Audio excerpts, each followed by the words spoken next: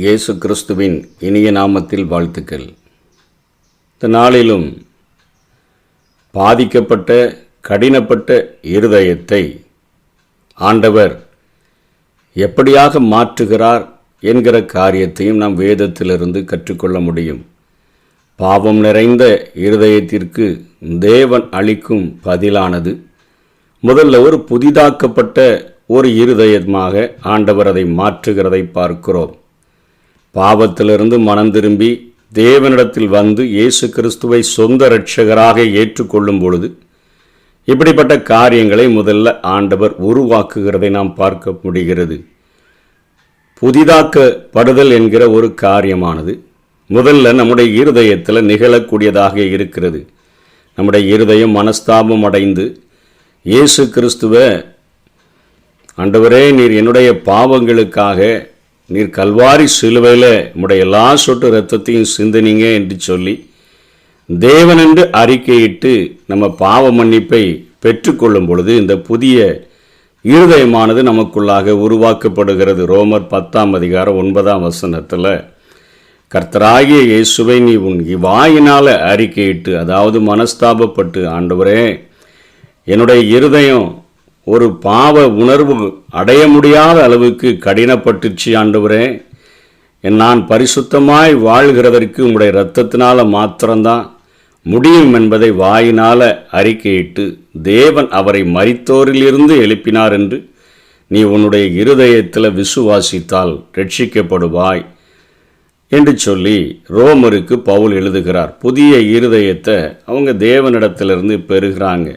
சங்கீதம் 51:10 தாவீது அந்த ஒரு 2.5 வருஷம் அவனுடைய இருதயத்தில் எந்தவித உணர்வும் இல்லாமல் பத்சேபாளினிடத்தில் பாவம் செய்து குழந்தை பிறந்த பொழுது தன்னுடைய சேனைகளெல்லாம் யோவாபின் தலைமையில் யுத்தத்தில் அவர்கள் நின்ற பொழுது ஆண்டவர் அந்த யுத்தத்திற்கு பதில் எழுத முடியாமல் இருக்கிறார். ஆனால் இவருடைய இருதயம் கடினப்பட்டு பத்சேபாளை அவர் அநியாயமாய் எடுத்துக்கொண்டது மாத்திரமல்ல, உரியாவையும் கொலை செய்துவிட்டு அந்த பாவங்களையெல்லாம் நம்ம மூடிட்டோன்னு நினச்சி இருதயம் கடினப்பட்டிருந்த அந்த நேரத்தில் நாத்தான் தீர்க்கதரிசியின் மூலமாக தாவீது எச்சரிக்கப்பட்ட பொழுது அந்த கல்லான இருதயத்தை ஆண்டவர் மாற்றும்படியாக அவர் ஜெபிக்கிறதை சங்கீதம் 51:10 பார்க்கிறோம். தேவனே, சுத்த இருதயத்தை என்னிலே சிருஷ்டியும், நிலைவரமான ஆவியை என் உள்ளத்திலே புதுப்பியும் என்று அவர் ஜெபிக்கிறதை பார்க்கிறோம். சுத்த இருதயத்தை தாங்க. ஏற்கனவே இருக்கிற இருதயம் கல்லாகி போச்சு, ஆண்டவரே என்று சொல்லி அவர் ஜெபிக்கிறார். ஒருவேளை இன்னைக்கு நம்முடைய இருதயம் கெட்டு போச்சு அப்படின்னு சொன்னால், இன்றைக்கி நிறையா கொழுப்புகள் அடைச்சிச்சின்னு சொன்னால், இன்றைக்கி உலக பிரகாரமாக பைபாஸ் சர்ஜரி என்றெல்லாம் சொல்லி நம்முடைய இருதயத்தை அவங்க ரெடி பண்ணுறாங்க. ஆனால் ஆண்டவர் பாவம் செய்து செய்து மரத்து போன இருதயத்தை ஆண்டவர் சுத்த இருதயமாக அவரால் மாற்ற முடியும் என்பதை வேதம் காட்டுகிறது. எசேக்கியேல் 11:19 ஆண்டவர் சொல்கிறார், அவர்கள் என் கட்டளைகளின்படி நடந்து என் நியாயங்களை கை கொண்டு அவைகளின்படி செய்ய நான் அவர்களுக்கு ஏக இருதயத்தை தந்து அவர்கள் உள்ளத்தில் புதிய ஆவியை கொடுத்து கல்லான இருதயத்தை அவர்கள் மாம்சத்திலிருந்து எடுத்து போட்டு சதையான இருதயத்தை அவர்களுக்கு அருளுவேன் என்று சொல்லுகிறதை பார்க்கிறோம். ஆண்டவர் ஒரு ஆப்ரேஷன் பண்ணுகிறார். கல்லான இருதயத்தை, அதாவது கடுக்கா மாதிரி இருக்கிற இருதயத்தை எந்த ஒரு மனிதனுடைய பாடுகளோ பாரங்களோ எதுவுமே அவனுடைய இருதயத்தில் ஒரு மாற்றத்தையும் கொண்டு வராது. அவ்வளவு கடினமான ஒரு இருதயம். அதை எடுத்துட்டு ஆண்டவர் சதையான இருதயத்தை அவர்களுக்குள்ளாக வைக்கிறார் என்று சொல்லி பார்க்கிறோம். அந்த சதையான இருதயம் வந்தால் தான் ஒவ்வொரு மனுஷனும் காலையில் ஆண்டவரிடத்தில் ஜெபிக்க கடந்து செல்லும் பொழுது தன்னுடைய கல்வாரி சிலுவையை நோக்கி பார்த்து தன்னை ஆண்டவரிடத்தில் ஒவ்வொரு நாளும் அவன் ஒப்பு கொடுக்க முடியும். ஒவ்வொரு நாளும் அந்த நெடுகவே நடக்கிற அந்த ரட்சிப்பின் அனுபவத்தை பெற்றுக்கொண்டவர்களாக வாழ முடியும். மற்றவர்களுடைய பாரங்களை உள்ள வாங்கி இருதயம் உடைந்து கதறி ஆண்டவருடைய சன்னிதானத்தில் ஜெபிக்கிறவர்களாக மாற முடியும். இரண்டாவது, ஆவிக்குரிய பிறப்பை அனுபவிக்கும் மக்களுடைய இருதயத்தில் தேவனை நேசிக்கவும் அவருக்கு கீழ்ப்படியவும் வாஞ்சையை ஆண்டவர் உருவாக்குகிறார். அந்த கல்லான இருதயத்தை எடுத்து போட்டுட்டு சதையான இருதயத்தை வைக்கிறாரு. அந்த இருதயத்தில் அவரை நேசிக்கவும் அவருக்கு கீழ்ப்படியவும் ஒரு வாஞ்சைய அந்த இருதயத்துக்குள்ள ஆண்டவர் உருவாக்குகிறார். உபாகமம் 4:29 அப்பொழுது அங்கே இருந்து உன் தேவனாகிய கர்த்தரை உன் முழு இருதயத்தோடும் உன் முழு ஆத்துமாவோடும் அவரை தேடும்போது அவரை கண்டடைவாய். அப்போ ஆண்டவரை தேடுகிற ஒரு வாஞ்சைய, ஒரு நேசிக்கிற ஒரு இருதயத்தை முழு இருதயத்தோடு கூட அவரை தேடும்படியான ஒரு வாஞ்சையை உருவாக்குகிறார். உபாகமம் 6:6 இன்று நான் உனக்கு கட்டளையிடுகிற இந்த வார்த்தைகள் உன் இருதயத்தில் இருக்க கடவுது. இவ்வாறு தேவனிடம் நாம் வைக்கும் அன்பும் பக்தியும் அவருடைய கற்பனைகளுக்கு கீழ்ப்படிவதிலிருந்து நம்மை பிரிக்க இயலாதபடி அது மாற்றப்படுகிறது. சங்கீதம் 119:34 எனக்கு உணர்வை தாரும், அப்பொழுது நான் உமது வேதத்தை பற்றி கொண்டு என் முழு இருதயத்தோடும் அதை கை கொள்வேன். நேசிக்கவும் அவருக்கு கீழ்ப்படிந்து வாழவும் ஆண்டவர் அந்த இருதயத்திற்கு அவர் அப்படிப்பட்ட ஒரு வாஞ்சையை உருவாக்குகிறார். சங்கீதம் 119:69 மீண்டும் எப்படியாய் ஜெபிக்கிறார், நானோ முழு இருதயத்தோடும் உம்முடைய கட்டளைகளை கை கொள்ளுவேன். சங்கீதம் 119:112 சங்கீதக்காரன் இப்படியாக சொல்லி முடிக்கிறார், முடிவு பரியந்தம் இடைவிடாமல் உம்முடைய பிரமாணங்களின்படி செய்ய என் இருதயத்தை சாய்த்தேன் என்று அவர் ஜெபிக்கிறதை நாம் பார்க்கிறோம். சொல்லுகிற அறிக்கையை பார்க்கிறோம். இயேசு கிறிஸ்து நம் முழு இருதயத்தோட, முழு ஆத்துமாவோட, முழு பலத்தோட தேவனிடத்தில் அன்பு கூறுவதிலும் நமது அயலாரிடத்தில் அன்பு கூறுவதிலும் எல்லா கற்பனைகளும் அடங்கி இருக்கிறது என்று சொல்லி மத்தேயு 22:37-40 வரையும் உள்ள வசனங்களில் சொல்லுகிறார். புதிய இருதயத்தை உருவாக்கி, அதாவது மாம்சமாகிய அந்த நம்முடைய சரீரத்தில் இருந்து கல்லான இருதயத்தை எடுத்து போட்டுட்டு சதையான இருதயத்தை தருகிற ஒரு ஆண்டவர் நம்ம தேவனை நேசிக்கிற ஒரு இருதயமாக அதை மாற்றுகிறார். அவருக்கு முழுமையாக கீழ்ப்படுகிற ஒரு இருதயமாக மாற்றி தேவனிடத்தில் எப்படி அன்பு கூறுகிறோமோ அதே போல பிறனிடத்திலும் அன்பு கூறுகிற ஒரு இருதயமாக, கண்ணீர் மற்றவர்களுக்காக சிந்துகிற ஒரு இருதயமாக ஆண்டவர் மாற்றிவிடுகிறதை பார்க்கிறோம். அதுக்கப்புறம் கீழ்ப்படிதலினுடைய முக்கிய அந்த அம்சம் நேசத்தினால நம்முடைய இருதயத்தில் உருவாகக்கூடியதாக இருக்கிறது. பல வேளைகளில் ஆண்டவர் தேவனுடைய பிள்ளைகள் அவர்கள் கீழ்ப்படிதலுக்கு பதிலாக வெளிப்படையான மத சடங்குகளை அவர்கள் செய்கிறவர்களாக காணப்படுகிறார்கள்.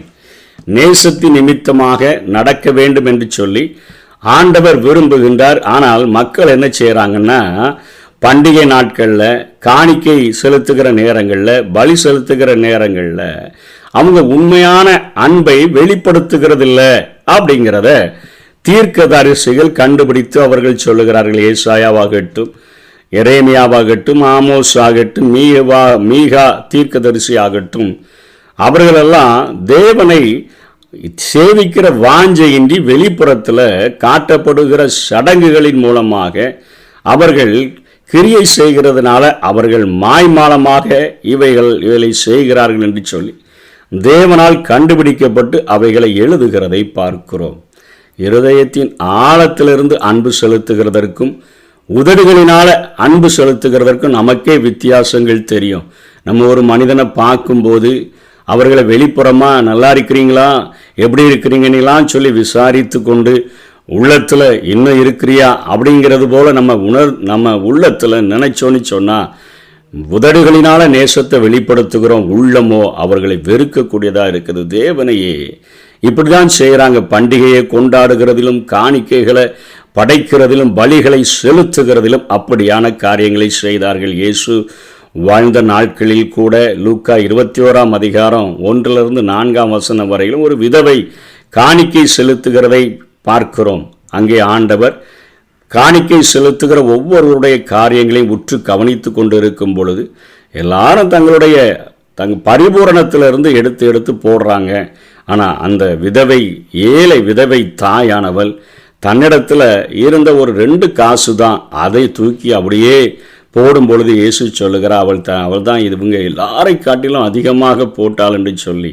ஏன்னா காணிக்கை செலுத்துகிறதிலும் தன்னுடைய உள்ளத்தின் ஆழத்தில் இருந்து ஆண்டவருக்கென்று என்னிடத்துல உள்ள எல்லாவற்றையும் நான் கொடுக்கிறேன் என்று போட்ட அந்த காரியத்தை பார்த்துட்டு மாய்மாலம் இல்லாமல் இந்த மகள் காணிக்கை செலுத்தினாள் என்று ஆண்டவர் சாட்சி கொடுக்கிறதை பார்க்கிறோம். கடைசியாக இந்த மறுபிறப்பு அல்லது மறுபடி பிறந்த அனுபவம் கொண்ட நம்முடைய இருதயத்தில் பல ஆவிக்குரிய செயல்முறைகளானது நடைபெறக்கூடியதாக மாறிவிடுகிறது. நமக்குள்ளாகவே அந்த மாற்றங்கள் நடந்திருக்கிறத உணர முடியும். அவர்கள் முழு இருதயத்தோடும் தேவனை துதிக்கின்றனர். அதாவது சங்கீதம் 9ஆம் அதிகாரம் 1ஆம் வசனத்தில் சங்கீதக்காரன் சொல்லுகிறார், முழு இருதயத்தோடு நான் உம்மை துதிப்பேன் என்று சொல்லுகிறார். ஆண்டவரை துதிக்கும்படியான ஒரு வாஞ்சையானது அந்த புதிதாக்கப்பட்ட இருதயத்தில் அது ஏற்படுத்தப்படக்கூடியதாக இருக்கிறது. இருதயத்தில் தியானிக்கக்கூடியவர்களாக நம்ம மாறிவிடுகிறோம். சங்கீதம் 19ஆம் அதிகாரம் 14ஆம் வசனத்தின் பின்பகுதியில் என் இருதயத்தின் தியானம் உமது சமூகத்தில் பிரீதியாய் இருப்பதாக அப்படின்னு சொல்லி பார்க்கிறோம். இருதயத்தில் இருந்து நம்ம தேவனிடத்தில் கதறுகிறவர்களாக மாறிவிடுகிறோம். சங்கீதம் 84:2 என் இருதயமும் என் மாம்சமும் ஜீவனுள்ள தேவனை நோக்கி கெம்பீர சத்தமிடுகிறது என்று சொல்லி பார்க்கிறோம்.